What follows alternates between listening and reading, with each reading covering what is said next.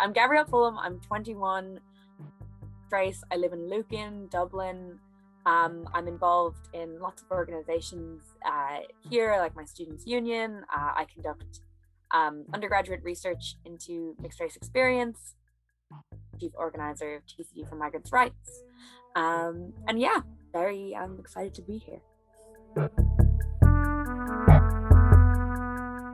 That's a really good question. I suppose interesting thinking about like young people as a group distinct from people as a whole, because obviously, you know, people as a whole and as inhabitants of the earth and there's of like interlocking systems of power and stuff like that, we all have kind of great responsibilities and grave, you know, and things to be conscious of. I suppose as young people in particular, kind of depending on where you are in the world and what your role is. Like I know here in Dublin, we're kind of quite a bad housing crisis and quite big problems with gentrification, as many cities do, and a big, you know, feeling of being a young person about kind of maintaining a right to stay here and fighting for your home into the future, which can obviously relate really nicely on a global level to the climate crisis.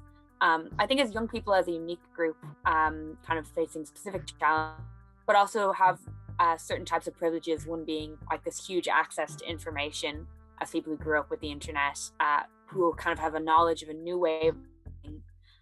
So I suppose it's about taking that kind of like online sphere as a group of people that are, you know, quite predominantly very educated in the Western world at least, kind of how we're going to navigate that and translate that into kind of offline engagement, and into more systemic struggles, I suppose, what I think we as young people have to be figuring out right now.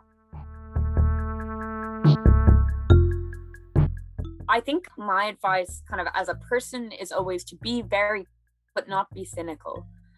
Like I do think you need to look at the kind of institutions around you, the people around you, the products of privilege that you have that others don't, and being critical of all of those systems, the assumptions you make, the assumptions people will make around about you, and then kind of at how you can best redistribute that, what sort of things do you have to offer.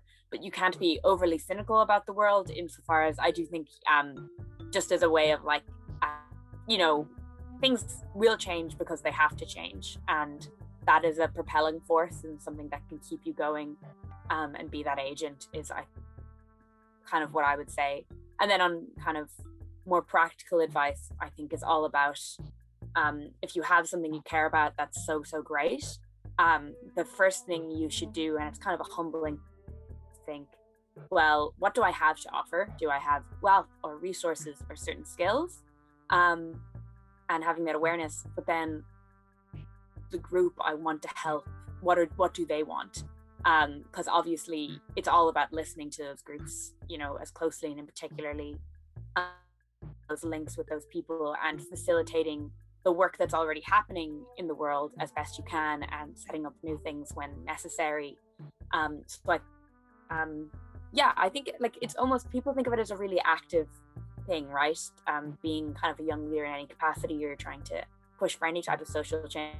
Like, you know, I'd say like it's 50% listening and learning and figuring out what to do before you hit the ground, and how you can this way you can, is kind of those are my key advice, my two kind of key pieces.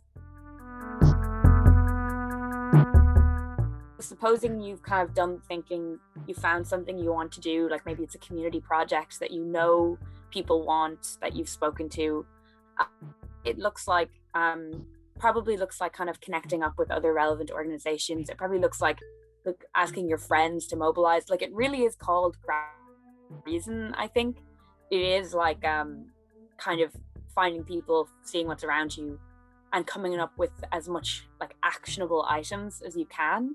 So like, what can we do right now? Project, what does it need?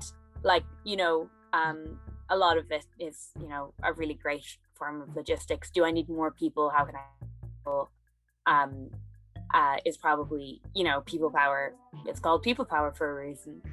So I suppose that's probably one of the, depending on what, of course, that's probably thinking about it as practically as you can, I think, is probably the most useful thing.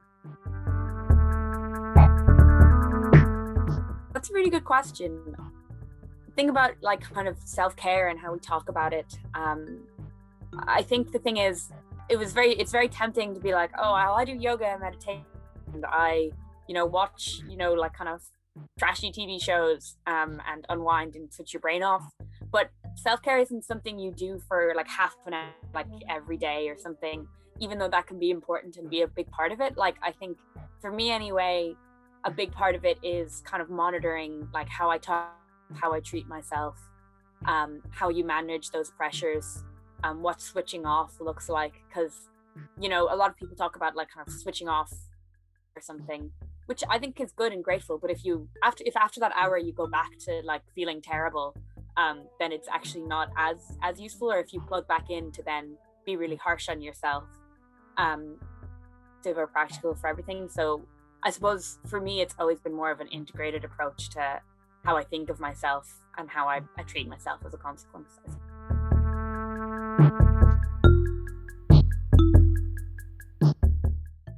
I suppose like kind of achievements and accomplishments are very hard to kind of tie down, I find, because most achievements and great things you'll produce in your life are never just you. They're not something you're personally made to be proud of, particularly if you're interested in like communal organization, or wider social movements or change. A lot of the time you're very, very proud of like very, very tiny roles, like running your events for like this one wider big kind of movement or change, for casting your vote to, in Ireland we repealed the 8th Amendment a few years ago, and handing out the leaflets for that, and those things be like really fulfilling. But of course you're tiny parts of this wider change, and important parts, but of course they're not, so to speak, kind of accomplishment.